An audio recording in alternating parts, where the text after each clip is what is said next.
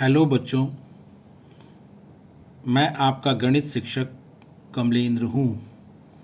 आज हम लोग कक्षा 10 गणित के अध्याय 1 वास्तविक संख्याएं के अंतर्गत आपकी किताब के आर्टिकल या अनुच्छेद 1.4 के अंतर्गत अपरिमेय संख्याओं के पुनर्भ्रमण के बारे में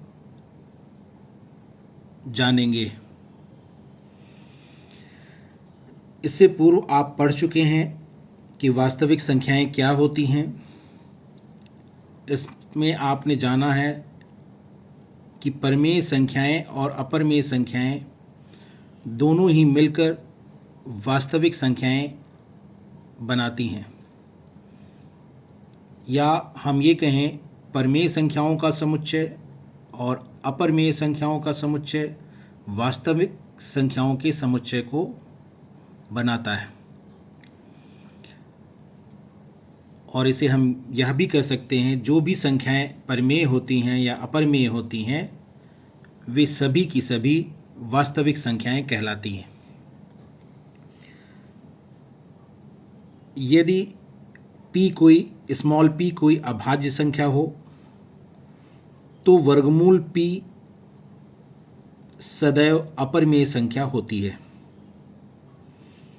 यदि हम p की जगह 2, 3, 5 और इसी प्रकार कोई अन्य अभाज्य संख्या लेते हैं तो हमें वर्गमूल 2, वर्गमूल 3, वर्गमूल 5 और इसी प्रकार अन्य अपरिमेय संख्याएं प्राप्त होती हैं। अब यदि हम प्रमेय 1.3 को देखें तो उसके कथन में यह लिखा है कि माना p एक अभाज्य संख्या है। अभाज्य संख्या से आप अच्छी तरह से परिचित हैं। अभाज्य संख्याएं वे संख्याएं होती हैं जिनमें केवल दो संख्याओं का ही भाग पूरा जाता है, अर्थात वे संख्याएं केवल दो संख्याओं से ही विभाज्य होती हैं। एक तो वह संख्या स्वयं होती है जिससे वह संख्या अर्थात अभाज्य संख्या विभाज्य होती है। दूसरी संख्या जिससे अभाज्य संख्या विभाज्य होती है वह एक होती है। तो उसी अभाज्य संख्या के बारे में यहाँ पर कहा गया है कि माना p एक अभाज्य संख्या है, स्मॉल p एक अभाज्य संख्या है। यदि p a² को विभाजित करती है, a² कोई वास्तविक संख्या है जिसमें जहाँ पर a को धनात्मक पूर्णांक के रूप में लिया गया है, उस स्थिति में यदि p जो कि अभाज्य संख्या है वह a² को अर्थात धनात्मक पूर्णांक के वर्ग को विभाजित करती है तो उस स्थिति में p a को भी विभाजित करेगी। यह प्रमेय 1.3 कहती है। इसे एक बार आप और समझ सकते हैं कि माना p एक अभाज्य संख्या है और p a² को विभाजित करती है, तो ऐसी स्थिति में p a को भी विभाजित करेगी जहां a एक धनात्मक पूर्णांक है। इसे समझने के लिए हम इससे संबंधित एक उदाहरण लें तो हम p को 2 के बराबर ले सकते हैं, क्योंकि 2 एक अभाज्य संख्या है और इसमें बताया गया है कि स्मॉल p एक अभाज्य संख्या है। तो हम p को 2 के बराबर ले सकते हैं और a² की जगह पर हम 36 को ले सकते हैं जो कि 6 का वर्ग होता है। अर्थात यहाँ पर a बराबर 6 है और a यहाँ पर एक धनात्मक पूर्णांक होना चाहिए, तो यहाँ पर हमने भी a की जगह पर 6 लिया है जो कि एक धनात्मक पूर्णांक है। 6 से आप पहले से परिचित हैं। इस प्रकार हम कह सकते हैं कि p अर्थात 2 यहाँ पर 2 यदि 6 के वर्ग को विभाजित करता है तो उस स्थिति में प्रमेय 1.3 के अनुसार पी ए अर्थात 6 को भी विभाजित करेगा। यह हमें प्रमेय 1.3 से पता चलता है। इसी प्रकार प्रमेय 1.4 भी आपकी किताब में दी गई है। प्रमेय 1.4 हमें यह बताती है कि √2 एक अपरिमेय संख्या है। √2 एक अपरिमेय संख्या है। यह प्रमेय 1.4 हमें बताती है। इसकी उपपत्ति भी दी गई है। इसे हम अगले वीडियो में पढ़ेंगे।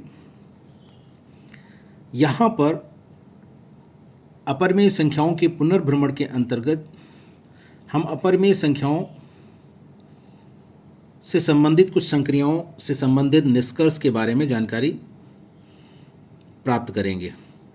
इसमें सबसे पहले निष्कर्ष 1 दिया गया है, जिसमें यह बताया गया है कि एक परिमेय संख्या और एक अपरिमेय संख्या का योग या अंतर एक अपरिमेय संख्या होती है। तो हमेशा ध्यान रखना है हमें कि अगर कोई परिमेय संख्या है और एक अपरिमेय संख्या है तो उसे हम जब भी जोड़ेंगे अर्थात योग करेंगे या उनका अंतर लेंगे अर्थात उन्हें घटाएंगे तो हमें सदैव अपरिमेय संख्या ही प्राप्त होगी। उसे यहाँ पर हमने एक फॉर्मूले की तरह लिखकर दिखाया है कि परिमेय संख्या प्लस माइनस अपरिमेय संख्या, और ऐसी स्थिति में हमें अपरिमेय संख्या प्राप्त होती है। और उसे समझने के लिए कुछ उदाहरण भी लिए हैं, जैसे 3 धन वर्गमूल 5। 3 यहाँ पर परिमेय संख्या है और वर्गमूल 5 अपरिमेय संख्या है, और 3 धन वर्गमूल 5 जो होगा वह अपरिमेय संख्या होगी। इसी प्रकार 5 ऋण वर्गमूल 3 परिमेय संख्या में से हम अपरिमेय संख्या अर्थात वर्गमूल 3 को घटा रहे हैं, और इस प्रकार हमें अपरिमेय संख्या प्राप्त होगी। यहाँ पर जो उदाहरण लिए गए हैं उसमें परिमेय संख्या में से अपरिमेय संख्या को ही जोड़ा या घटाया गया है, और उसके पश्चात यह दिखाया गया है कि वे अपरिमेय संख्याएं हैं। परंतु आप अपरिमेय संख्या में से परिमेय संख्या को भी घटा सकते हैं और जोड़ सकते हैं। उस स्थिति में भी हमें अपरिमेय संख्या ही प्राप्त होगी। निष्कर्ष 2 यह कहता है कि एक शून्येतर परिमेय संख्या और एक अपरिमेय संख्या का गुणनफल या भागफल एक अपरिमेय संख्या होती है। अब यहाँ पर शून्येतर शब्द आया है, इसको लेकर के थोड़ा भ्रम रहता है बच्चों के अंदर। शून्येतर का अर्थ होता है शून्य से इतर, अर्थात शून्य के अतिरिक्त, शून्य को छोड़कर बाकी सारी जो परिमेय संख्याएं होती हैं वे शून्येतर परिमेय संख्याएं कहलाती हैं। तो ये इसे आपको समझ लेना है, शून्येतर परिमेय संख्या क्या होती है।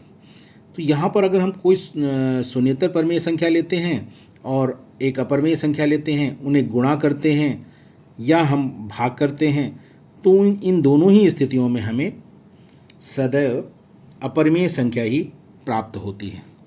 उसी फॉर्मूले के रूप में अगर हम लिखें शून्येतर परिमेय संख्या गुणा करें हम तो, और भाग करें तो किससे, अपरिमेय संख्या से, तो उस स्थिति में हमें सदैव अपरिमेय संख्या ही प्राप्त होगी।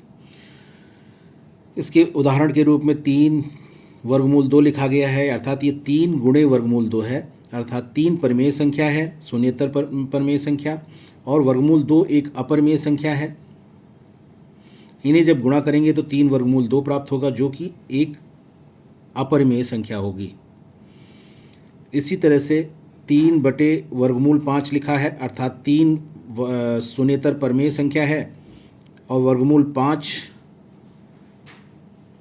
अपरिमेय संख्या है, और इसका जब हम भागफल प्राप्त करेंगे तो वह भी अपरिमेय संख्या होगा। इसी तरह से अगर ये 3 यहाँ पर शून्येतर परिमेय संख्या थी, वर्गमूल 5 अपरिमेय संख्या थी, ये उसका भाग था। यदि हम अपरिमेय संख्या में परिमेय संख्या से भाग करते हैं, जैसे उसका उदाहरण लें अगर हम, तो वर्गमूल 2/3 ले सकते हैं। वर्गमूल 2 अपरिमेय संख्या है और 3 शून्येतर परिमेय संख्या है। अब इनका भागफल जो भी आएगा वह भी, अर्थात वो वर्गमूल 2/3 के रूप में लिखा जाएगा भागफल, उससे ये जो भागफल हमें प्राप्त होगा वह भी अपरिमेय संख्या ही होगी। इसी तरह के हम अन्य उदाहरण भी लेकर देख सकते हैं कि एक शून्येतर परिमेय संख्या और एक अपरिमेय संख्या का गुणनफल या भागफल अपरिमेय संख्या ही होती है। अब यदि हम निष्कर्ष 3 की बात करें, निष्कर्ष अभी तक हमने एक परिमेय संख्या और एक अपरिमेय संख्या लेकर योग, अंतर और गुणा और भाग, इन संक्रियाओं के फलस्वरूप जो परिणाम हमको प्राप्त होते हैं उनके बारे में हमने जाना कि वे किस तरह के होंगे। अब यदि हम 2 अपरिमेय संख्याएं ही लें और उनका योग निकालें या अंतर निकालें या गुणनफल निकालें या भागफल निकालें, तो उस स्थिति में हमें जो परिणाम प्राप्त होते हैं और परिणाम के फलस्वरूप जो हमें संख्याएं प्राप्त होती हैं वे अपरिमेय भी हो सकती हैं और परिमेय भी हो सकती हैं। यहाँ पर दोनों ही तरह के परिणाम हमें प्राप्त होंगे। निष्कर्ष 1 और 2 में आपने देखा था कि योग और अंतर करने पर हमें जो परिणाम प्राप्त होता था, अर्थात योग करने पर योगफल प्राप्त होता था और अंतर घटाने पर अंतर प्राप्त होता था। उस स्थिति में जो परिणाम प्राप्त होता था और उस परिणाम के फलस्वरूप जो हमें संख्या प्राप्त होती थी वो अपरिमेय संख्या ही सदैव मिलती थी। निष्कर्ष 2 में हमने देखा कि शून्येतर परिमेय संख्या और अपरिमेय संख्या का हम जब गुणा करते थे या भाग करते थे तो उस स्थिति में भी हमें सदैव अपरिमेय संख्या ही प्राप्त होती थी।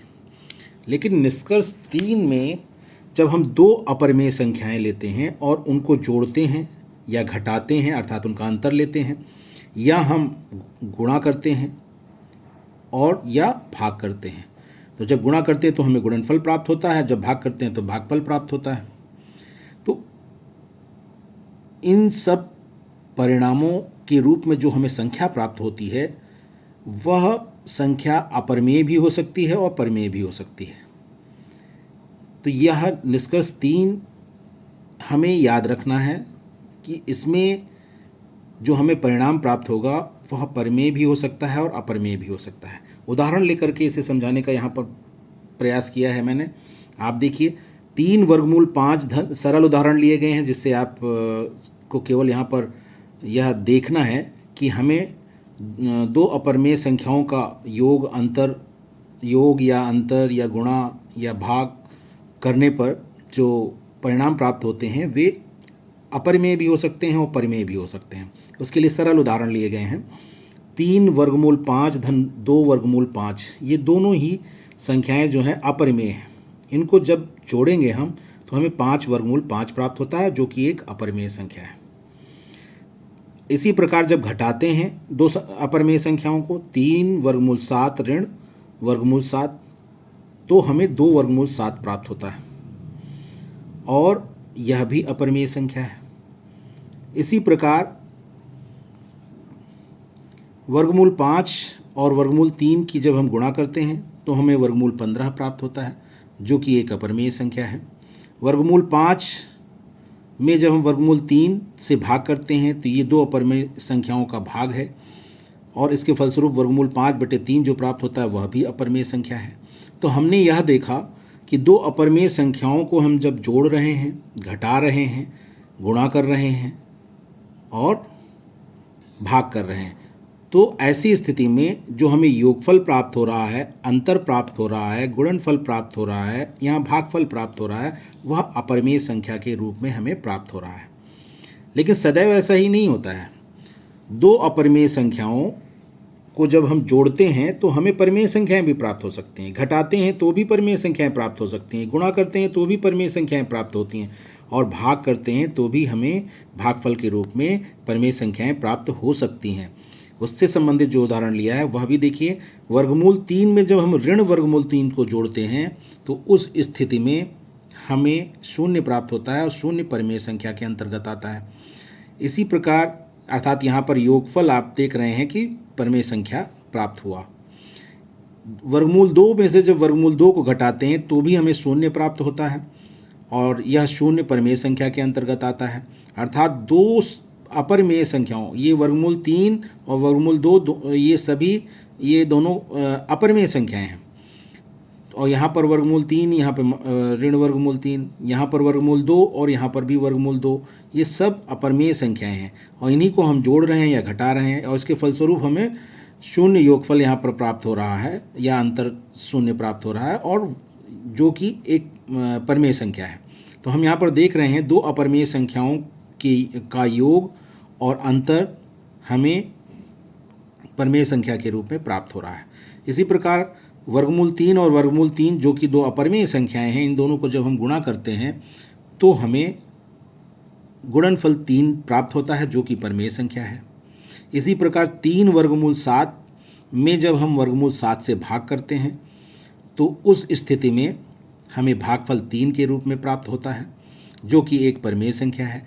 तो हम यहाँ पर देख रहे हैं कि दो अपरिमेय संख्याओं को हम जब योग कर रहे होते हैं, उन्हें घटा रहे होते हैं और उन्हें गुणा कर रहे होते हैं और उन्हें भाग कर रहे होते हैं, तो उस स्थिति में हमें उनके जो परिणाम प्राप्त होते हैं, अर्थात उनका जो योगफल प्राप्त होता है, अंतर प्राप्त होता है, गुणनफल प्राप्त होता है या भागफल प्राप्त होता है, वह परिमेय संख्या के रूप में प्राप्त हो रहा है यहाँ पर। तो हम इस प्रकार देख रहे हैं कि दो अपरिमेय संख्याओं का योग या अंतर या गुणनफल या भागफल हमें अपरिमेय भी प्राप्त होता है और परिमेय भी प्राप्त होता है। तो इन तीनों निष्कर्षों को हमें सदैव याद रखना है और यदि कभी भूलें भी तो इन सरल उदाहरणों की सहायता से उन्हें फिर से हम समझ सकते हैं। इस वीडियो में बस इतना ही। धन्यवाद।